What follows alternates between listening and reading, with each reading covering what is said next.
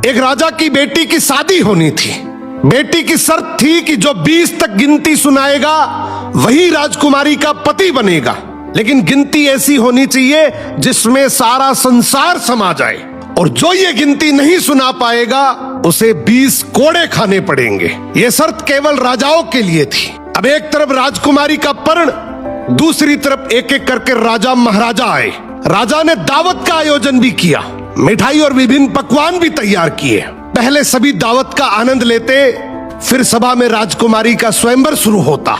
एक से बढ़कर एक राजा महाराजा आते हैं, सभी गिनती सुनाते हैं जो उन्होंने पढ़ी हुई थी, लेकिन कोई भी ऐसी गिनती नहीं सुना पाया जिससे राजकुमारी संतुष्ट हो जाए।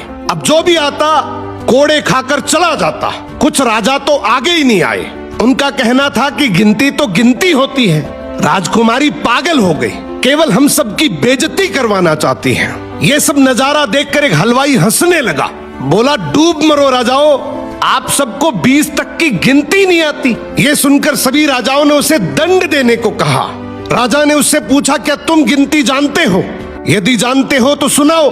हलवाई बोला, हे राजन, यदि मैंने गिनती सुनाई तो क्या राजकुमारी मुझसे शादी करेगी, क्योंकि मैं आपके बराबर का नहीं हूं। ये सुनते ही पास बैठी राजकुमारी बोली, यदि तुम ये सही से गिनती सुनाओगे तो मैं तुमसे जरूर शादी करूंगी, अगर नहीं सुना पाए तो तुम्हें तो मृत्युदंड मिलेगा। राजा की आज्ञा लेकर हलवाई ने गिनती शुरू की। उसने कहा, 1 भगवान, 2 पक्ष, 3 लोक, 4 युग, 5 पांडव, 6 शास्त्र, 7 वार, 8 खंड, 9 ग्रह, 10 दिशा, 11वां रुद्र, 12 महीने, 13 रत्न, 14 विद्या, 15 तिथि, 16 श्राद्ध, 17 वनस्पति, 18 पुराण, 19वीं तुम और 20वां मैं। ये सुनते ही सब लोग हक्के बक्के रह गए और राजकुमारी हलवाई से शादी कर लेती है।